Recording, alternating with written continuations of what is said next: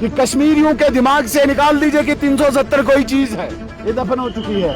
हमारा 5 अगस्त का एजेंडा था, कोई 370 नहीं मिलेगा, कोई 35A नहीं मिलेगा, सिर्फ स्टेटहुड मिलेगा।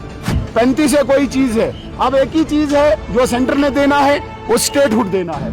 चले, उसके लिए कौन रोक रहा है? अगर उमर अब्दुल्ला साहब वो सिग्नेचर करने घर घर जाते हैं तो मैं साथ चलूंगा, लेकिन अब वो अपनी बात से मुकर गए। उन्होंने 15 अगस्त की स्पीच में कहा था कि मैं स्टेटहुड के लिए सिग्नेचर करने जाऊंगा, तो मैं लीडर ऑफ अपोजिशन भी साथ चलूंगा, लेकिन वो मुकर गए, वो रुक गए। यही तो हमारा एजेंडा था। नहीं, हम खरीदेंगे किसको? हमें खरीदने की आवश्यकता ही नहीं। अगर उनकी मुर्गी हमारे आंगन में अंडे देने आएगी तो हम क्यों मारेंगे उस मुर्गी को?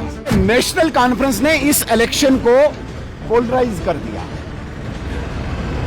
On the name of religion, on the name of region, क्षेत्र के नाम पे और धर्म के नाम पे। नेशनल कॉन्फ्रेंस ने एमएलएज को कंसोलिडेट करने की कोशिश की। विशेषकर कश्मीर में एक समुदाय के केवल मुस्लिम धर्म से वाबस्तगी रखने वाले एमएलएज हैं, उनको धर्म के नाम पे जुटाने की कोशिश की, और कुछ जम्मू में इन्होंने रीजन के नाम पे जुटाने की कोशिश की।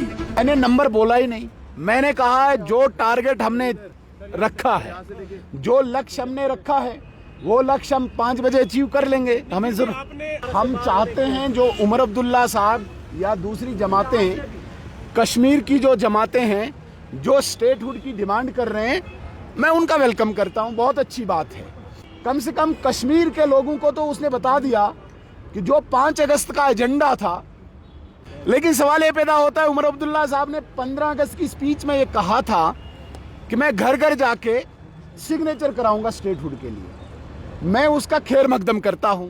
कह रहे हैं ना कि बीजेपी की सरकार अगर यहाँ पर बनेगी फिर स्टेटहुड मिलेगा, तब तक स्टेटहुड नहीं मिलेगा। नहीं, बीजेपी की सरकार के अलावा ही स्टेटहुड मिलेगा, मैं बड़े दावे के साथ आपको कहता हूँ। आपने उन इंडिपेंडेंट कैंडिडेट्स का अप्रोच किया था? नहीं, बिल्कुल नहीं, हम क्यों अप्रोच करेंगे। Thank you. Thank you. आप कहाँ पे अपने आप को इस वक्त खड़ा देखते हैं? मैं वो क्यों बताऊं अभी? सजाद गनी लोन साहब की उनको पूछिए, लेकिन हमें जो लक्ष्य, हमें जो टारगेट है वो अचीव करने।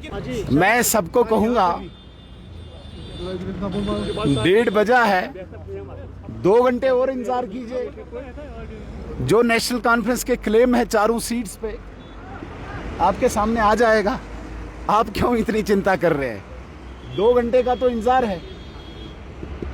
जो नेशनल कॉन्फ्रेंस अपने एमएलएज के साथ बार्गेनिंग कर रही हो, जो जमात कुरान लेके अपने एमएलएज के घर पूरी रात बैठी हो, क्या आप अपने कैंडिडेट को वोट दीजिए। वो जमात 4 सीटों पे क्लेम करे तो आपको थोड़ा इंतजार करना होगा।